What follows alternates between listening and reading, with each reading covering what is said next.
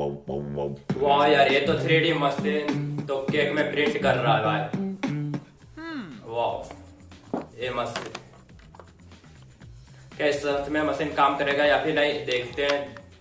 देखिए,